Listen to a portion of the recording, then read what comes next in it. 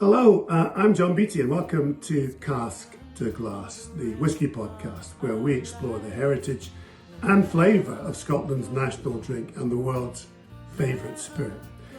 Now, in this episode, I talk to Dave Alcock, retired sports psychologist and whisky writer, or as he describes himself, whisky dramalista.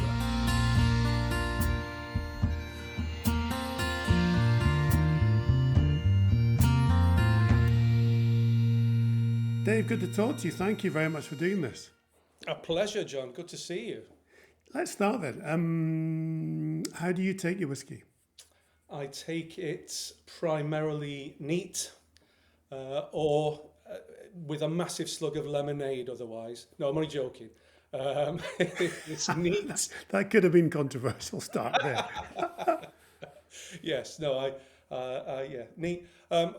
Or with I'm sure many people say this, minimal amounts of water kind of thing, and that's usually typically a response to the ABV, the alcohol content. Yeah. And if you were to pick one whiskey to have on your desert island, what would you have? I knew you were going to ask me this. We ask everyone. Yes, that's right. That's right. And I'm not going to evade the question because you framed it in a slightly different way. The normal one is, what's your favourite? But if I was on a desert island well, look at the shelves. I mean, how do you pick a favourite? I think, yeah, well, I'm not going to evade the issue. My go-to dram at the moment, and it's been so for a few years, is the Anok 22. Right. What's special about that? It just fits my flavour profile. It doesn't challenge me. It is smooth. It is complex. I don't have to work at it. And I suppose what I mean by that is there are some whiskies where I think where you really have to work to get them, if you like. They don't jump out at you straight away. And it's one of my favourites because I like to relax, and so if I'm sat there, I don't with a glass in hand, I don't want to be, what am I getting? What am I getting? I want something that's an old friend, something that's familiar, something that I know, well, something that I know. So that would be one of the ones. And what I and I'm sure you'll find this as well, because these things are limited, they don't come up that often, kind of thing, So you can't get the Anok 22 anymore. You can get the 24, but primarily now you have to try and access them through auction. So that's a challenge because, as you know, the price of these things has skyrocketed, kind of thing. Talk me through, for people listening, you are sitting in front of what appears to be a magnificent whiskey collection. And before we did the interview, you said, well, this is just my downstairs collection, there's an upstairs collection. Just talk me through what's behind you there and what you've been doing. Well, I think because I contacted you before we did this to say, is this okay as a backdrop? And I think one of my reasonings behind that was I didn't want people to think, well, look at this guy, he's showing off, he's a poser. What you have to bear in mind is that I've been into whiskey for 20 years, which might not seem long to some people, but for me, it's built up. This collection has built up over that period of time. It's slowed down over the last few years because of the rising prices. And so what we've got behind us here is there's about 200 bottles on the shelves, kind of thing, and they are, well, what can I say? You can see lots of sherried drams down here, kind of thing. There's lots of Islays type whiskies at the top. I'm trying to work out because this is reverse now, isn't it? So You're losing me. That collection there is Leadchig, which is one of my favourite styles of whiskey. And then you've got Japanese bourbons and so on and so forth. Irish, there's quite a lot of Irish whiskies up there as well. So, and interestingly, well, I think it's interesting, because I've had them for so long, when I look on an auction now and I see a bottle that I've got, and when I bought it, it was 60 quid, 50 quid, even less, and it's going for £600. That really is a dilemma for me, because of the price thing. You know, is a £600 whiskey 10 times better than a £60 whiskey? Well, no, it's not. You know, but it's the market is such that it is what it. So there are times when I've thought I've taken some of this stuff off those shelves and thought, you know, but it's an interesting process. So that there's a whole range of whiskies for every mood and every occasion on there. What do you make of the pricing of whiskey now? I mean, I'm talking to you just after we've heard that I think India's now become the single biggest market for Scotch whisky. The Scotch Whisky Association put this out, I think, during the week. India is the biggest market, whereas it was America. Yeah. Talk me through what you've seen in terms of pricing of whiskey. Well, for me, there's a blessing element, and then there's an end point, which is the curse element, really. The blessing element for me was certainly in the noughties, when I first got into whiskey. It didn't have the profile that it has now. And so you could get whiskies very, very cheaply, very easily. The classic for me is I fell in love with Japanese whiskies relatively early on. I never thought anything about investment or anything like that. I just loved the profile of them. And you know, I think many people will tell you that the climate there and everything is very similar to Scotland, you know, in terms of. But the Yamazaki 18 was always one of my favourites. And I used to pick it up from Sainsbury's or Waitrose for £29 a bottle.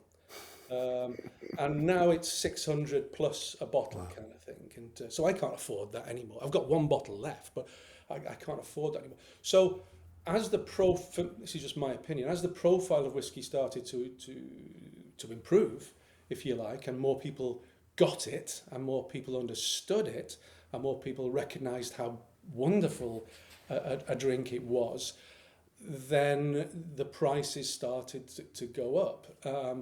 And I have mixed feelings now. I mean, there's some part of me thinks the top end whiskies, they're the privy to, you know, the people who get them are rich people kind of thing. You'd have to be rich. And they're buying for investment, so it's quite possible they will never open these or drink them kind of thing, which is a shame.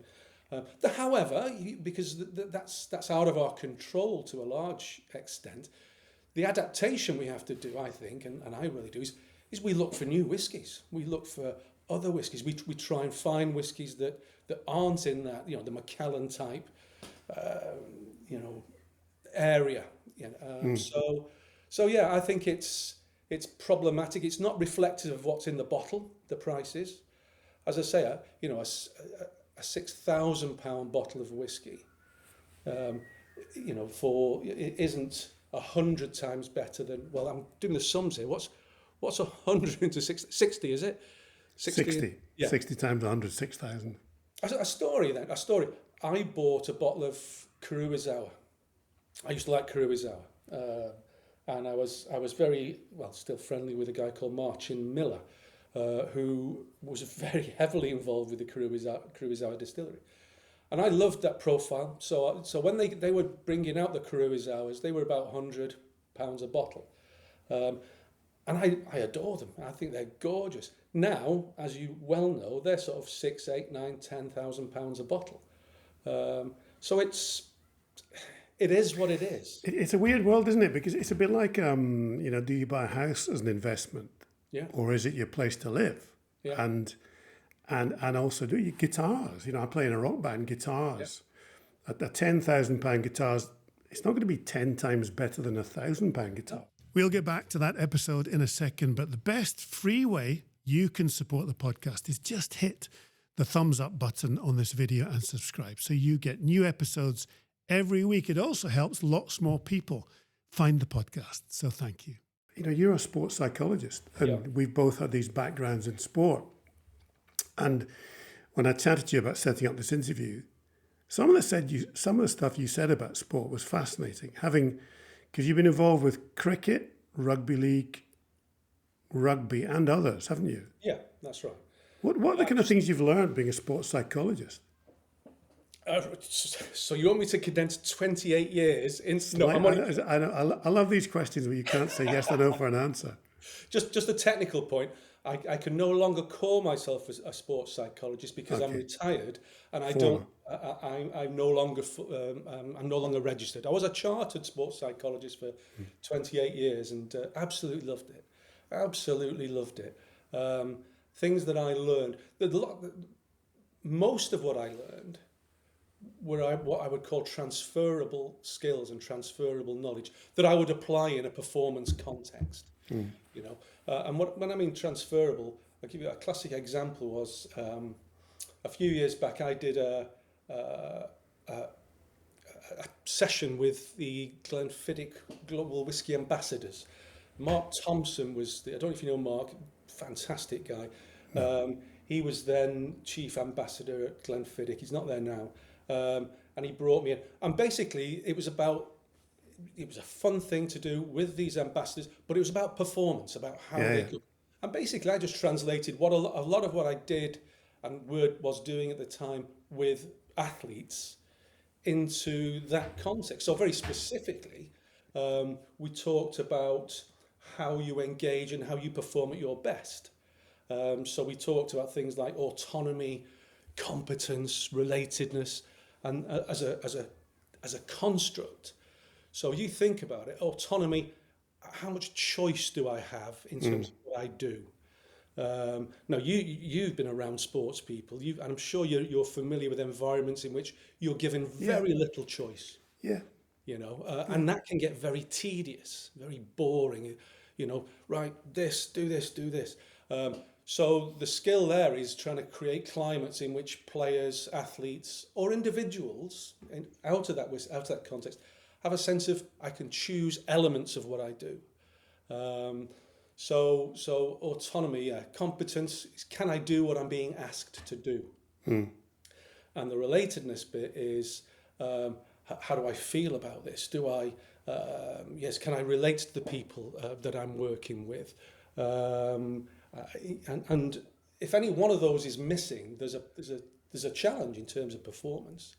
So when I was talking to the whiskey ambassadors, it was about, you know, are you told when you're doing a presentation, are you told exactly what to do? Do you get a spreadsheet saying, you know, at this minute you do X, at this minute no. We get quite a bit of a free hand. So good, you've got a sense of autonomy and choice, so you can do things with that. Competence. Do you know what you're doing? You know, are you clear about what? Yeah, we're clear now. So what happens if you're not? And we explored all that, and then related. How do you feel about doing it? When you say, "Oh, I've got a presentation tonight. I'm doing a tasting," does your heart go, "Oh," or do you go, "No, yeah, let's go for it"? I'm in. That's right, and those are kind of. That's just one element where sports. You know, a thing that I would use in a sports psychology context. It's interesting, isn't it? Because I think the one thing that sport teaches you is that you can't win all the time. Absolutely. You can't be fantastic. In fact, Federer says, you know, pretty much 50% of the time he's losing. And it does teach you, doesn't it? Sport teaches you to get through the bad times a little bit. It teaches you that we all have imposter syndrome to some extent, don't we? You always think, whoa, I'm in this place. Yeah. But it teaches you to keep going. I think you've done that. You've seen the teams that do it, and it applies to the whiskey market, doesn't it? If you just think you can have hard times. We all have hard times, but you go for it to the best you can. You can't all win. You know, there's this whole thing: if you can be what you want to be, you can't always be what you want to be, but you can do the best to get towards it, can't you? Absolutely. I mean, one of the questions I would always put to athletes in that situation is, we're sat here in this room and I might have a squad in front of me. I say, now, every one of you, think about this question. Are you the best that you can be as you are sitting here right now? Now, if anyone said, yeah, that's me, I'm the best, I'd be thinking, well, that's a bit of an issue, really, kind of thing, because you're always looking to improve. And for me, the other thing is looking for patterns. If, a loss is a loss, unless it's the 6th or 7th loss in a row that you've experienced. Sure. That's when it's a pattern, and that's when, a coach might phone me up and say, Dave, can you have a word with so and so when you come in? I say, why? What's happened? He had a terrible match. He had a really bad match on Saturday. I said, yeah, okay. How long's it been going on? No, just Saturday. I said, well, you don't need me. He's had a bad match. Yeah. It is what it is, you know. Yeah, so I think that's the skill of adaptation. I mean, I was interested there when you say sport teaches us, because it can, but there are people there for whom it doesn't, and it just happens to them, and they don't know what to do with it. Okay. Kind of thing. And that's where a sports psychologist would come in. I mean, my background in counselling psychology I was always using that in the sports team that I worked in, kind of thing, in one-to-one sessions, just finding out how players feel. You know, I don't think we were ever asked how we felt. No, well, Not my generation. You're a bloke. You don't talk about how you feel and all that No. kind of stuff, and No. it's nonsense, really. Yeah, yeah. So how did you get into the whiskey world? What happened? The whiskey world was interesting. I hope, because Yeah. I used to like a drop of whiskey, and I can't remember when that started, and it was I just liked a drop of whiskey, and it got to the point where my wife would buy me a nice bottle of whiskey at Christmas, and that became a routine. And Christmas Day I would come down, I'd do some veg prep and all that kind of stuff, and I'd sit down and I'd open this bottle of whiskey. And one year, 15 years ago, wherever it was a bottle of Port Ellen, 3rd edition. Lovely part of the world. Just talking to my brother and my cousins about Port Ellen yesterday. Oh, yeah. Lovely part of the world. That's right. Well, that's right, yeah. Because, you said I was over in Islay a couple of years ago. Loved it. But yeah, so I remember pouring myself a drop, and it was like a revelation. I thought, wow, this is just something else. I could feel it in my toes when I sipped it, kind of thing. It was just, yeah, it was. I didn't know whether to sniff it or drink some, just sit there and just sniff That's it. right. Why waste Anyway, it? that was the start. I suddenly realised there was more to whiskey than what I might typically have, and that triggered an interest. And then I started to. In those days, you could buy whiskey off on eBay. So I started to look on eBay at stuff, and then wanted to learn more. So I bought a couple of books, and then I heard about this thing called Twitter, that you could go on, and someone said, well, there's a lot of whiskey lovers on Twitter. So I joined Twitter, and that was a key turning point for me, to meet a community of like-minded people who had sense of humour, who you could talk to, who you could learn from, and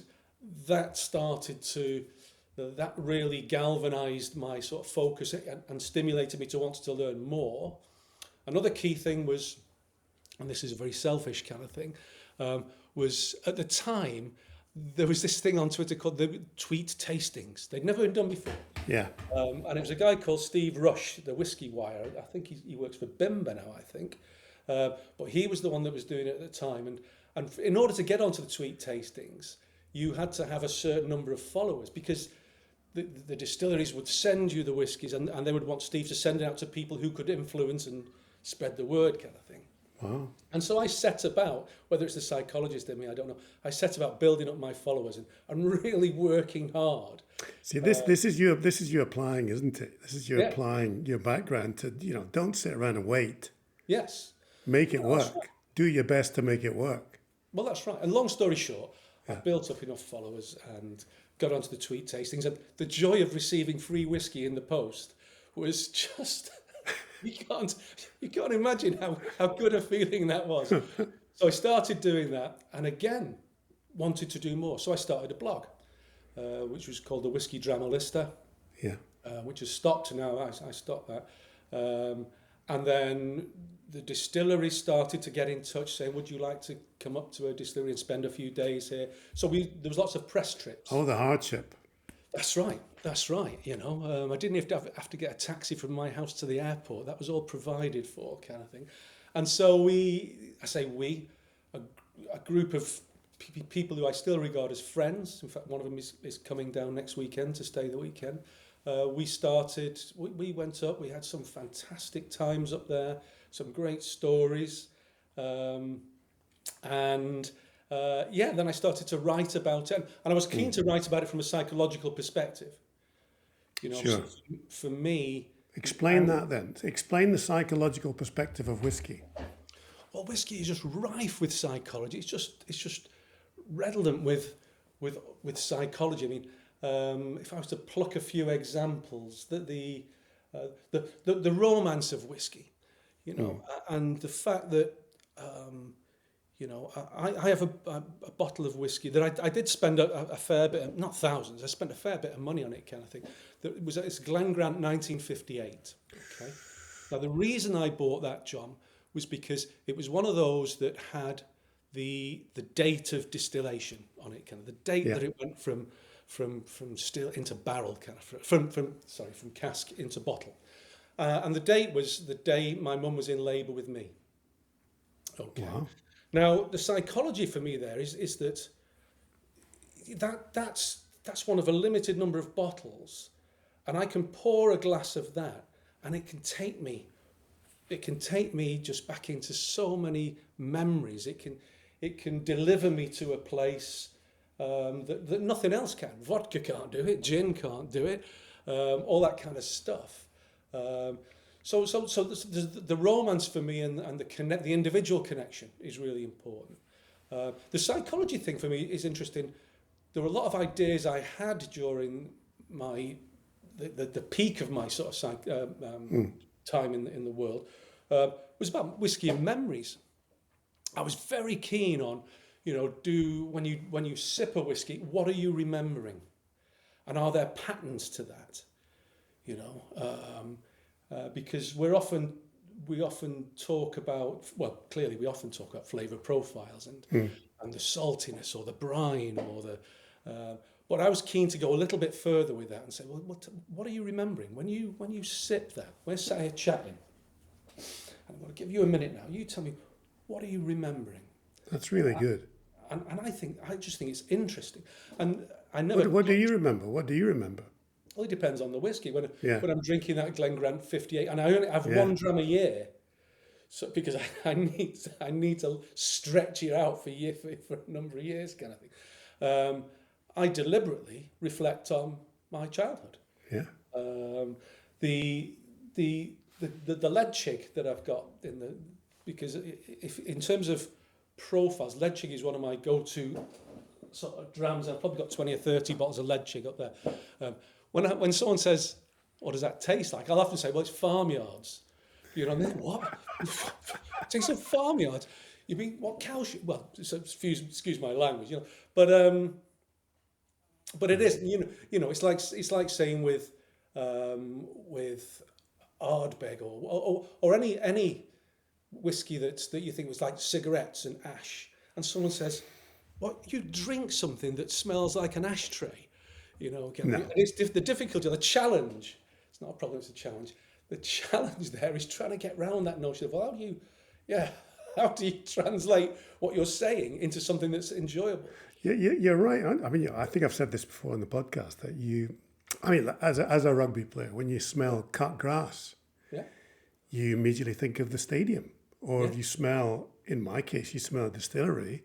Yeah. It takes you back to Murrayfield, because that Murrayfield there was a distillery in there, and the smell of the distillery would come over. And you know, if I take any whiskey, I'll think of my father, because he introduced me to whiskey, and I'll also think of the place. Yeah. And if I drink an Islay whiskey, I'll immediately picture the distillery. Yeah. It's bizarre, isn't it? It's bizarre. No, it's the only drink, I think, where you do that. Well, it is, and I'm not sure how bizarre it is, because it's about associations. Sure. That you have, and what we're doing in some ways is tapping into potentially some deep recesses, things that we may not be conscious of, if you like, that whiskey brings to the fore, you know. And I think that's really interesting, and I always come back to that notion with whiskey of the fact that no other drink. Well, I say no other; it's possible, but I can't think of any other drink that does that. Because of the variety, and I'm no expert. I mean, brandy might, I don't know, Armagnac, I don't know, but maybe. But whiskey is just there, you know. I love telling the amazing story of Scotland's whisky industry and sharing some positivity about one of the incredible things this country has given the world. Now, if you want to share some positivity too, leave us a 5-star rating wherever you are listening to the podcast. It takes you 10 seconds and will help Cask to Glass reach a much, much wider audience. And the other thing about our lives nowadays, you know, everyone listening, and most of us have been caught up in crazy chasing money lives, haven't we? Working hard to succeed, and you know whether you succeed or not is measurable or not measurable, but it's valuable to step off the bus, isn't it? Step Absolutely. off the bus and think, which we're not taught to do, are we? No one says what you need to do every now and then, have a little think and reminisce to yourself. We don't do that, do we? No, we don't. And I think that whole notion of that, I mean, that's really, really important. That notion of being able to take time out and to breathe. When you talk to me about sports psychology, one of the absolute nailed on starting points for most of my work with athletes is breathing. In through the nose and out through the mouth. Just taking that time out just to bring yourself down. And the process there is very simple. If you're thinking about your breathing, you're not thinking about the stuff that's causing you anxieties, kind of thing, you know. But what triggered, what your response triggered in me there, John, was that word passion. Was the word passion. I know you didn't use that word, but clearly you're a passionate man about whiskey. I like to think I'm a passionate person about whiskey. And passion doesn't just happen. We're not, you know, when you tasted your first whiskey, I'm sure you went, wow, I'm so passionate about this. It evolves. It's nurtured. It grows. And one of the key elements that does that is being around passionate people. And that's one of the things I love about the whiskey world, you know, is that...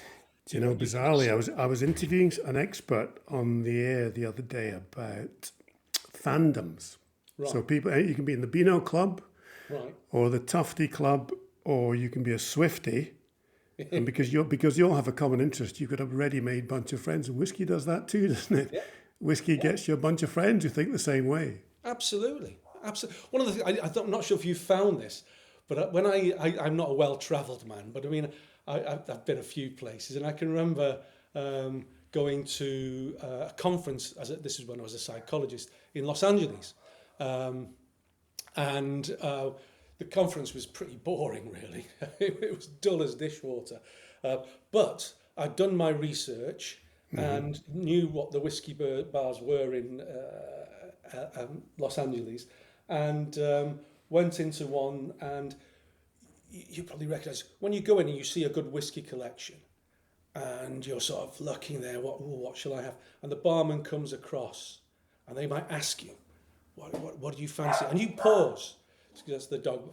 That's fine. The dogs are welcome. That's right. And you pause, and you might say this or that, and then your eyes meet, and you know, the barman knows this guy likes his whiskey, and you know this is someone who likes it. That's a connection wherever you are in the world. There was a piece I wrote called "The Man with the Jack Daniels Tattoo." This was when, again, another conference in Madeira. I was in a flashy hotel, went down to the bar about 12:30 at night, kind of thing. Very picturesque, very few people there. Just the ocean on a moonlit night, and a reasonable collection of whiskies. And I started talking to the barman, whose English wasn't great, but we made each other go. But once we had that connection, once he knew that we were into the whiskies, that was it. And he was, have you tried this one? Have you tried that? And at some point, I think I stopped paying for them, kind of thing, because we were just exchanging kind of stuff. And at the end, the evening closed with him saying, Dave, and he leaned down and he pulled his trouser leg up, and he had Jack Daniels tattooed on his calf. Very good. Not necessarily the tattoo, but those stories and related stories are common to the whiskey community globally. And I think that's wonderful, absolutely wonderful. The trouble with these podcasts is I could talk to you for an hour, 2 hours, just because you've got a love of it, and you've got a great way of describing the thought process. Before we wind this up, then, Yeah. whiskey's this. I mean, I as a Scot, I'm proud of it. You know, that's my thing. It's Scottish. It's this huge export. It's as you use the word redolent. It's redolent of Scotland. It reminds us of where we come from. What does it mean to you? What does whiskey mean to you? It's a huge thing, really. Is it? It's something about which I'm still passionate, and that's been reinforced today by this conversation. It's almost, I'm getting to the point now where I'm too old for fires, so my passion isn't massively blazing fire, but it's glowing embers kind of thing. What it means to me, it means a number of things. It means friendships. It means connection. It means a grounding, that it keeps me grounded kind of thing. It means sharing. Yeah. I love the sharing of it. So it again, that's a sharing a joy. I suppose. So again, I could go on about what it means to me, Kenny, but those are things that spring to mind. Well, they're wonderful, and I really have enjoyed talking to you, and I appreciate you giving up time. And I'm jealous. Pleasure. I'm jealous of that whiskey collection behind you compared to my paltry. Look at my 4 or 5 bottles of. It's taken me 20 odd years to build this up, so yeah. So if you're ever down this way, you're always welcome to pop in for. I'd love to do that, Dave. Good to talk to you. Thank you. Good to talk to you, mate. Take care. We're never going home. We're never going home. Can we stay with you in Scotland for the rest of our lives? We're never going home. Never going home. All it took was one sip of the water